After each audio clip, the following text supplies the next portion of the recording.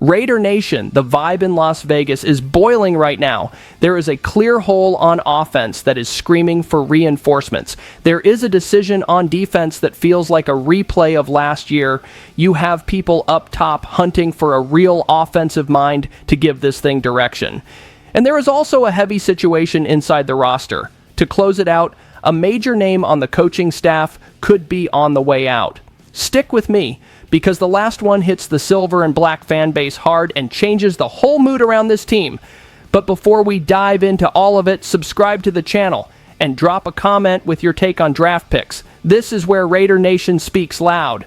There is a message coming out of the offense, and it is not the cute kind. The Raiders' wide receiver room has turned into a place where one guy has to play almost the entire game. Then you look at the scoreboard this season and think, this cannot keep happening. Dan Pizzuta from Yahoo Sports put it out there clearly. He pressed right on a nerve that every silver and black fan has felt for a long time. Wide receiver is a group that needs serious help this offseason. Right now, there is not enough reliable talent to win routes separate and bail out third down when the game tightens up. And that is where Trey Tucker comes in. He was on the field for 97% of the dropbacks. That is a true number one workload. But it was never supposed to be like this. It is not healthy. You get predictable. You wear the player down, and the rest of the room does not scare anybody. After the trade that sent Jacoby Myers to the Jaguars, the Raiders tried to push rookies Dante Thornton Jr. and Jack Beck into bigger roles. It just did not click. The ball did not move. The offense got stuck in that mode of one tough throw here and one 3-and-out there. Let me be crystal clear. If the Raiders really are going to bring in a new quarterback to lead this rebuild, he cannot walk into a stripped-down offense. The kid needs targets. He needs someone who can win one-on-one. He needs an actual plan, not just run and pray. I am laughing out of pure nerves right now, seriously.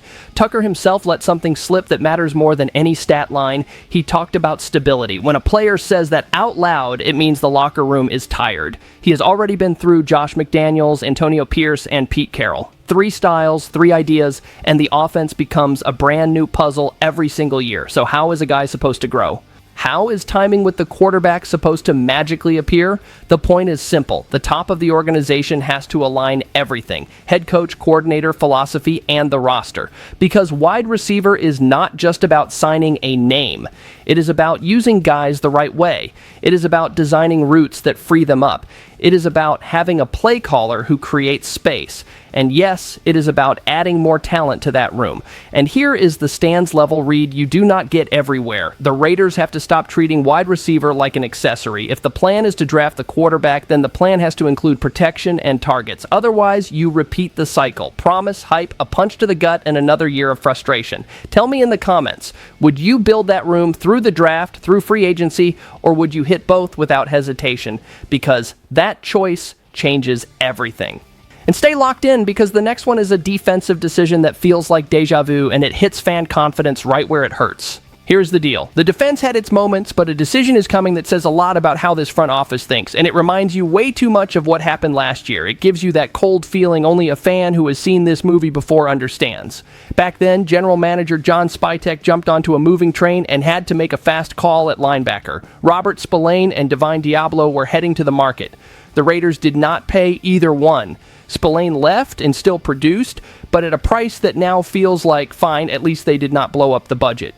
Diablo left for a number that, honestly, the Raiders could have matched. And that part hurt, because it was not some insane contract. It was about keeping a piece that knew the building. Now the story is back with a different name in the middle. Devin White came in on a 1-year deal and piled up tackles. The number looks great on the screen, but it does not tell the whole story.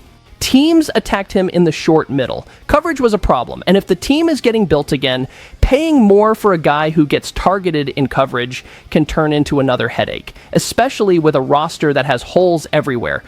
Dan Pizzuta hit that point too. He reminded everyone the defense spent a ton of time on the field. That inflates tackle totals, and it also exposes the unit. To be honest with you, I am torn. White brings energy, he shows up with attitude, he brings leadership. But if the team is being rebuilt, paying more for a player who becomes a target in coverage can be another headache, especially with a roster full of holes. And there is one piece I did like. Coordinator Patrick Graham spoke well of White. He talked about consistency. He talked about the green dot. That is the responsibility of calling things when chaos hits. It matters in a locker room that has been through so much change, but praise does not pay the bill. And it does not fix what shows up on tape when an opponent puts a slot receiver on a short route and keeps calling it. So Spytek is back at that same crossroads. Keep the veteran and try to patch the rest around him. Or let him walk and bet you can find someone more complete. But if he misses again, the silver and black fan base is going to come hard, and they would be right. I am already picturing that angry Sunday, for real. What I want is consistency in the plan. If you keep White, fine, but you have to protect him better. You have to adjust the scheme. You have to add pieces that can take the heat. If you let him go, then you need a plan B ready. Not, we will see in the draft, and then you end up with nobody. And keep it right here, because the next story is about the hunt for the right head coach. And there is one word that runs the whole show: offense. There is one thing I cannot stand seeing anymore with the Raiders: an offense with no identity. You watch a game, and it feels like every drive is trying to be something different. Then when it fails, the blame hits everybody at once. And at the end of it, nobody seems to know what the plan is. Matt Harmon from Yahoo Sports put that on the table.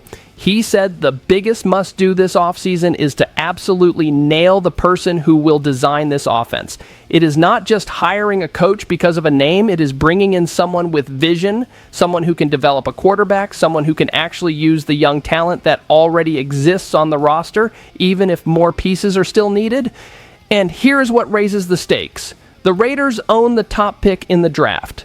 So if a new quarterback is coming, he needs an offensive architect who can do the basics the right way, protection that is adjusted, roots with purpose, a run game that does not die on first contact, and most importantly, an idea that does not change every 2 weeks. Harmon was blunt when he said even last year's staff did not seem to speak the same language. He mentioned Pete Carroll and Chip Kelly, two minds that did not look like they saw the same path for the offense. And that explains a lot, because when the staff is misaligned, players feel it. The quarterback locks up, the receiver runs routes without conviction, and the silver and black fan base watches a team that never truly clicks. And there is more. He put Tom Brady and general manager John Spytek right at the center of this build, because now you cannot say it just happened. This is a choice, this is a signature, this is accountability. To be honest with you, I like the idea of rebuilding with patience, but I hate when patience becomes an excuse for a mess. Rebuilding is not accepting a lost offense. Rebuilding is building a base that repeats every Sunday. Spytek also talked about hiring the best coach for the Raiders without obsessing over 10 wins next season. I get it. But fans want signs. Fans want to see the shield with a direction. Fans want an offense that at least looks coached. I swear there were drives this year that looked like backyard ball. So here is the simple question I need answered. Can this coach develop a young quarterback and also build a system that helps the rest of the offense? Because if the answer is kind of, it is already wrong. The top pick gives you a rare shot, and a rare shot cannot be wasted. Now I am throwing it to you. What style of offense do you want to see in the Raiders moving forward? More aggressive through the air, more physical on the ground, or a true balance? Hit the comments, because this conversation has to be ours too. And stay with me, because the next one hits the loudest position on the team. And there is a name that might be running out of time in Vegas. This next one makes any fan raise an eyebrow, because it is not only who will be the quarterback, it is what the team is willing to admit about an experiment that went wrong. And when you add it all up, it gets hard to defend. The name at the center is Geno Smith. He signed a 2-year contract with the Raiders last offseason. The expectation was stability. He was supposed to come in and hold things down while the roster got sorted out. But the result was ugly. The team finished 3-14, and Geno led the league in interceptions with 17. There is no dressing that up. Some days it felt like the ball left his hand, and you already knew danger was coming. And yes, I got tired of grabbing the remote and just staring into space too. And the context gets worse because the Raiders own the top pick in the draft. That means the franchise has a chance to reset everything with a new quarterback. So even if the offense was a mess in multiple areas, the conversation around Geno becomes unavoidable. Because if you are starting over, why keep a heavy contract squeezing the cap? Especially after Pete Carroll got fired, since he was part of that whole package. Henry McKenna from Fox Sports poured fuel on that red. He looked at teams with quarterback questions, and he said the split between the Raiders and Geno feels imminent. It is that kind of statement that sounds like it is over. It just has not been made official. And I understand why. Owner Mark Davis looks at 2025 and asks, honestly, why do this again? It is not only the losses, it is how the team lost. It is how the offense froze up when a response was needed. But there is one important detail. John Spytek said publicly that Geno is under contract and that the team will make decisions going forward. In other words, he did not lock anything in. He left the door open.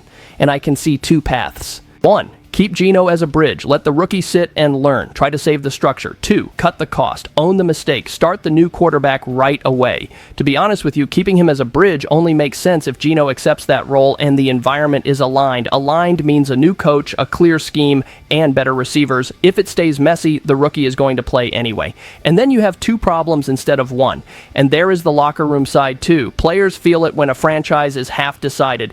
You need a firm direction. If the plan is for the draft quarterback to be the future, then the present has to help, not get in the way.